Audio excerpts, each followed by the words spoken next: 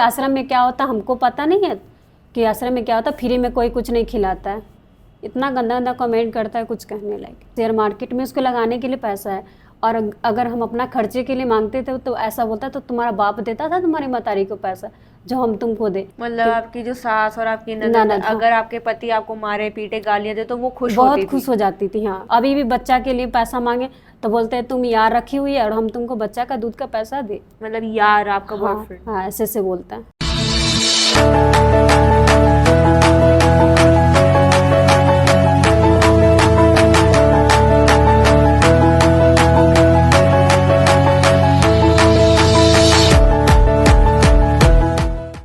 Hello everyone, welcome back to our channel मायका वही माँ का घर। जैसे कि आप सभी लोगों को पता है कि मायका क्या काम करता है। मायका उन महिलाओं को सहारा देता है जो अपने घर से पीड़ित हैं, जो अपने घर से परेशान है, चाहे वो मायका हो चाहे वो ससुराल हो, जो मतलब मरने तक की हालत में आ जाती है, सुसाइड करने की हालत में आ जाती है। और मायका कहता है कि नहीं, सुसाइड मत करो, अपने लिए आवाज़ उठाओ, जो तुम्हारे ऊपर जुल्म हो रहे हैं उसके खिलाफ आवाज़ उठाओ, इन a positive way, negative way में नहीं कि आप ही कोई क्राइम कर दो। नहीं, आवाज़ उठाओ कि आप अपने लिए कोई कदम उठाओ। पुलिस में जाओ, अगर पुलिस में नहीं जाना वुमेन सेल में जाओ। अगर आपको कोई कोर्ट कचहरी या पुलिस नहीं करनी तो आप मायका महिला आश्रम में आके रह सकते हो, जिससे कि आपकी काउंसलिंग की जाए और आपके घर वालों की काउंसलिंग की जाए, आपके पति की काउंसलिंग की जाए। इसी काउंसलिंग को करते हुए बिना कोर्ट कचहरी के, बिना पुलिस के, हमने 7,500 केसेस सॉल्व करे हैं। और वो आज अपने घर में बहुत अच्छे से रह रही है सारी महिलाएं। आज ऐसी ही कोई महिला जो अपने घर से पीड़ित है, अपनी छोटी सी बच्ची के साथ मायका महिला आश्रम में आके रह रही है। इन्होंने अपना नाम और चेहरा गुप्त रखा है, क्योंकि वो अपना ना नाम बताना चाहती, ना चेहरा दिखाना चाहती, कहीं ना कहीं अपने पति की इज्जत के लिए, कहीं ना कहीं अपने मायके वालों की इज्जत के लिए। तो आइए जानते कि इनके साथ ऐसा क्या हुआ है कि उन्हें अपना घर परिवार छोड़कर बच्ची के साथ आश्रम में आके रहना पड़ा।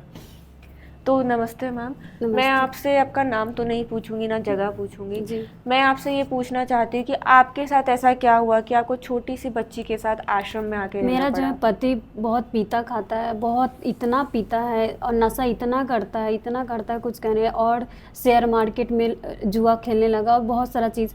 और पैसा अगर मांगते थे किसी चीज़ के लिए, अगर राशन पानी अगर ख़त्म हो जाता था उसके लिए भी मांगते थे तो बोलता था कल देंगे कल देंगे, इसी तरह करता था। और जो भी काम करता वो अपना शेयर मार्केट में उसको लगाने के लिए पैसा है। और अगर हम अपना खर्चे के लिए मांगते थे तो ऐसा बोलता तो तुम्हारा बाप देता था तुम्हारी मतारी को पैसा जो हम तुमको दे। और उसकी बहन और उसकी मतारी इतना चढ़ाती थी, इतना चढ़ाती थी, वही चढ़ा चढ़ा के इतना घर फोड़ी, इतना मारपीट भी वही करवाई।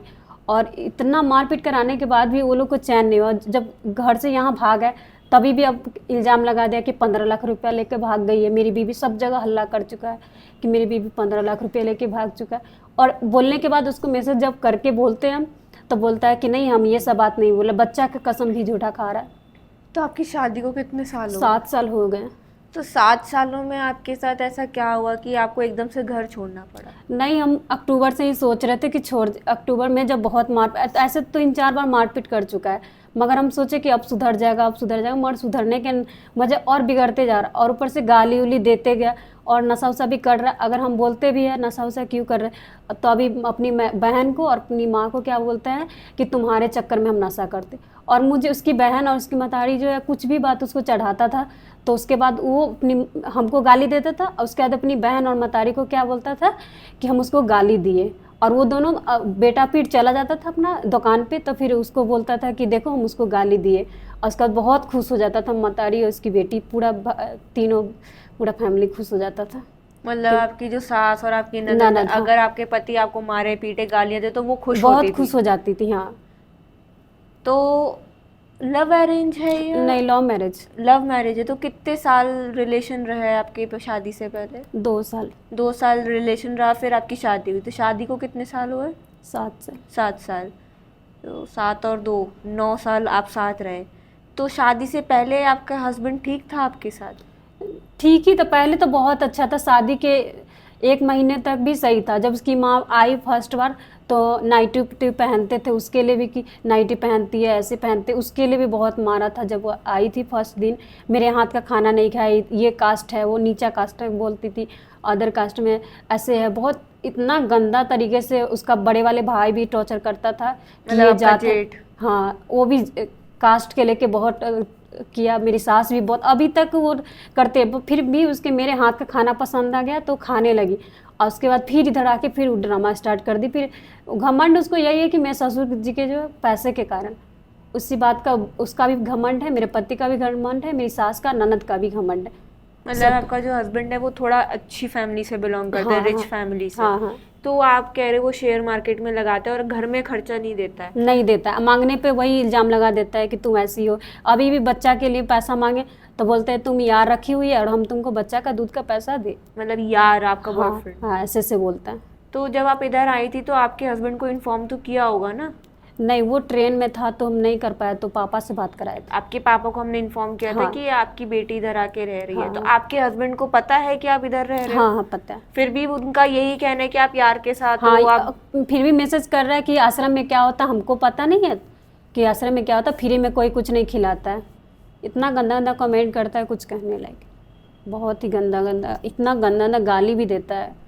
अब मेरे को बोलता है रंडी है, ये है। अगर मुझे हम रंडी है तो उसकी माँ भी तो रंडी हुई, उसकी बहन भी तो रंडी हुई। इतना क्या बोले। तो जब आपकी बच्ची हो गई तो बेटी होने के बाद भी वो नहीं सुधरा? नहीं सुधरा। सोचे तो वही सुधर जाएगा, अब सुधर जाएगा, अब सुधर जाएगा। अब यहाँ चले भी आए फिर भी टॉर्चर कर रहा है कि कब आओगी। उसकी माँ भी कर रही है कि वो जाएगी तभी जाएंगे, फिर से परेशान करने के लिए। इतना गंदा अब हम अपने यूज के लिए भी वॉशिंग मशीन या फिर कुछ भी फ्रिज यूज कर देते, वो भी यूज नहीं करने देती, नहीं तुम नहीं यूज करो। मतलब जाति की वजह से या हाँ, जाति की वजह से।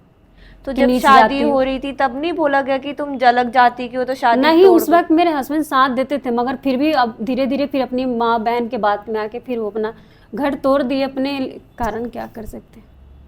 तो आपको अभी मायका महिला आश्रम में कितना टाइम हो गया? अभी 1 मंथ होने वाला है। 1 मंथ होने वाला है। तो आपकी बेटी कितने साल की है? 2 साल की। 2 साल की। और कोई भी बच्चा है नहीं, आपका? कोई नहीं। एक ही बच्चा है। हाँ, तो आपके पेरेंट्स आपका साथ नहीं देते हैं? पेरेंट्स साथ देते, उतना भी नहीं देते हैं लव जितना। मैरिज की वजह से? हाँ, तो जब आपके साथ मार पिटाई होती थी, ताने तो होते, हम किसी को नहीं कह पाते थे, कुछ भी नहीं कह पाते थे। पुलिस में भी नहीं गए कभी? नहीं, कभी नहीं। हिम्मत नहीं हुई? कितना बार सोचे जाने के लिए, फिर बहुत बार कोशिश भी किए, गए भी स्टेशन पे गए, पर फिर वापस फिर चले आते थे कि क्या तो बोलेंगे, क्या कहेंगे। क्या आपको एक चीज रोक लेती थी कि क्यों नहीं जा पाते थे, जबकि आप इतना जुल्म सह रही थी फिर भी आप नहीं जा पाती हम थी? सोचे कि अगर जाएंगे भी तो कोई साथ देगा ही नहीं, नहीं तो फैमिली वाला, अगर फैमिली वाला भी साथ देता है तो फिर कोई बात ही नहीं रहता। मतलब आप, क्योंकि बोलने के लिए सब है कि हम तुम्हारे साथ है, जब जरूरत पड़ता है तो कोई साथ नहीं देता। मतलब आप ये कह सकते हो कि अगर महिला के साथ उसके घर वाले खड़े हों तो महिला अपने लिए आवाज उठा सकती है, एक- नहीं तो ऐसे नहीं। तो आप लोगों को ना, जो भी बेटी के माँ बाप हैं, अगर बेटी ने लव मैरिज करी भी है तो भाई वो बेटी तुम्हारी ही है। लव मैरिज करिए ठीक है, आजकल अरेंज मैरिज भी कौन सा फल रही है, आप मुझे ये बताओ ना। आजकल अरेंज मैरिज भी कौन सा फल रही है। मेरे पास ऐसे ऐसे केसेस भी हैं मायका महिला आश्रम में कि अरेंज मैरिज करवाई है, 7 8 साल एडजस्ट करा, फिर नहीं एडजस्टमेंट हुई, मायके वाले कहते हैं बेटे तुम्हारी शादी हमने कर दी, अब तुम वहीं रहो। उसका बेटा क्या बोलता है कि मेरी माँ जब तक रहेगी तब तक रखेंगे, ये करेंगे। मेरी बहन को भी अपना ऐसे बहन को भी बोलता है कि हम अपने पास रखेंगे, तुमको जहाँ जाना है जाओ। फिर यहाँ भी चले आए, फिर भी टॉर्चर कर रहा है कि नहीं यहाँ आओ। मतलब यहाँ आने के बाद आपको ये कह रहे हैं कि अब वापस आओ? हाँ,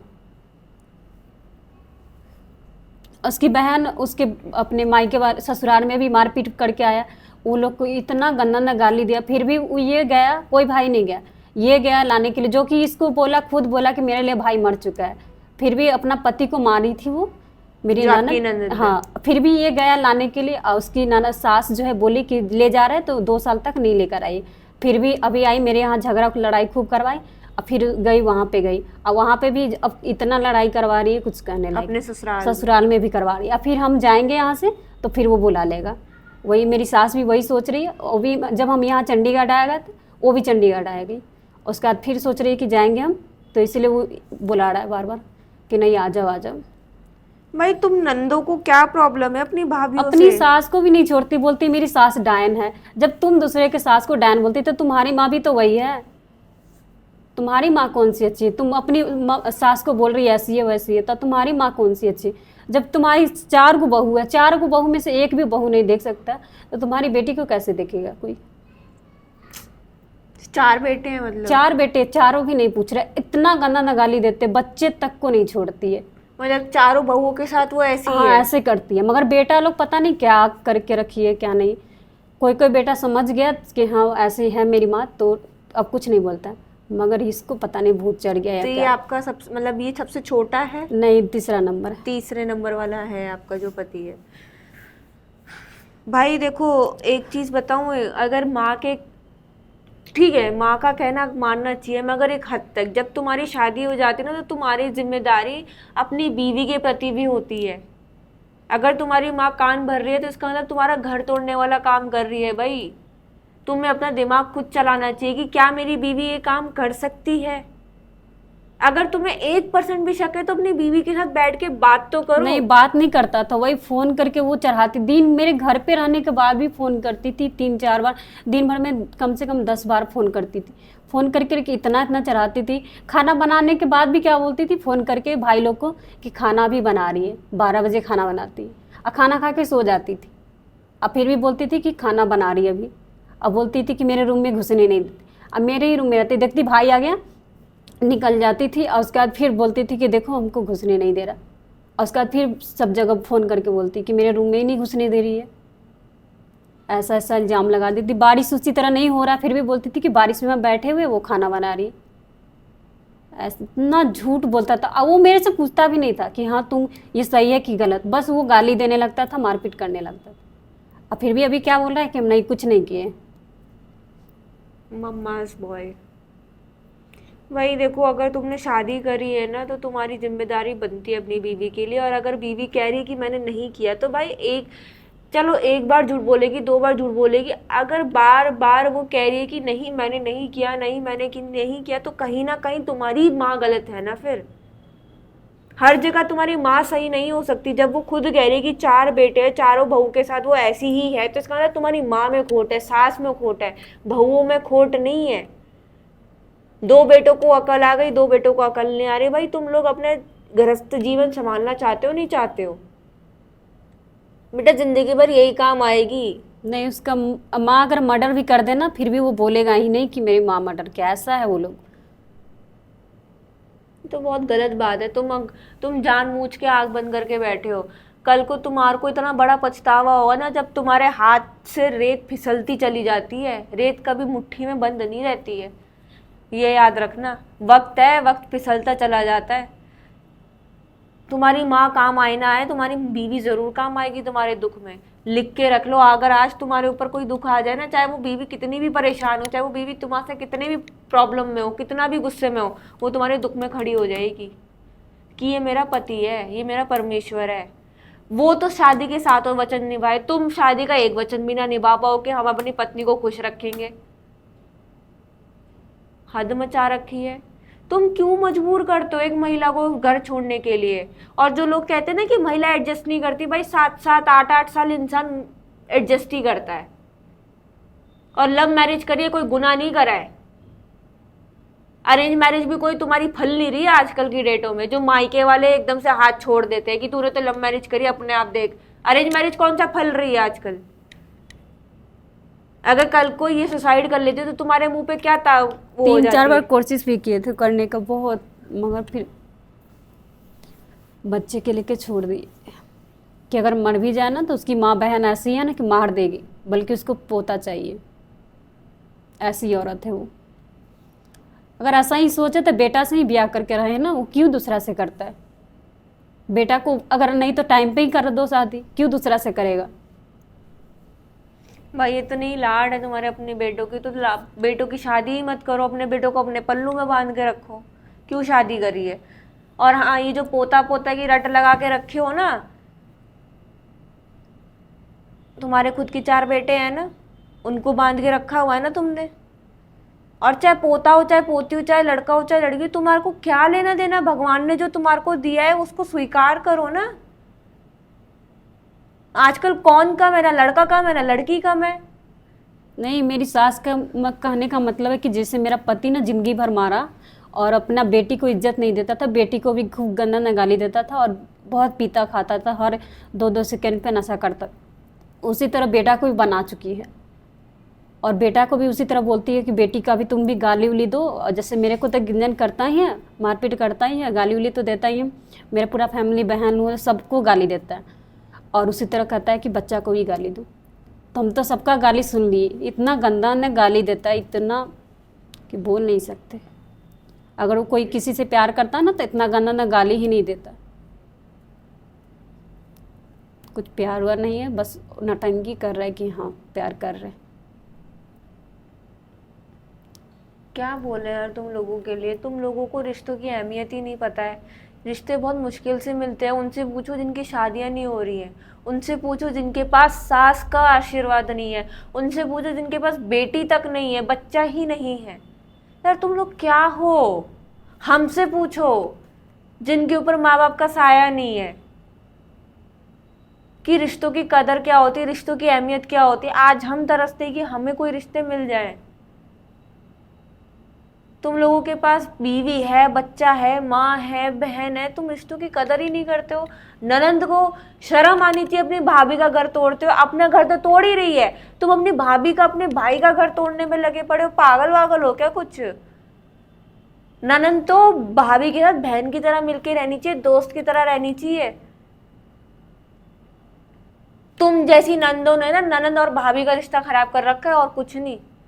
तुम लोगों की वजह से जो नंदे अच्छी भी होंगी ना भाभी के लिए, वो भी बेचारी, कहते ना गेहूं के साथ घुन भी पिसता है, उसी तरह पिस जाती है वो बेचारी। पहले अपना घर संभाल ले, फिर आई है मायके में। अपना घर संभाला नहीं जाता, अपने भाइयों का घर और तोड़ रही है। वो छोटी सी बच्ची को लेके आश्रम में आई है। बताओ, अगर उसको पास आश्रम का सहारा नहीं होता तो वो तो दर दर भटकती रहती। मायके वाले साथ नहीं दे रहे, ससुराल में टॉर्चर हो रही है, हैरेस हो रही है। तुम क्या चाहते हो? महिलाएं मर जाएं?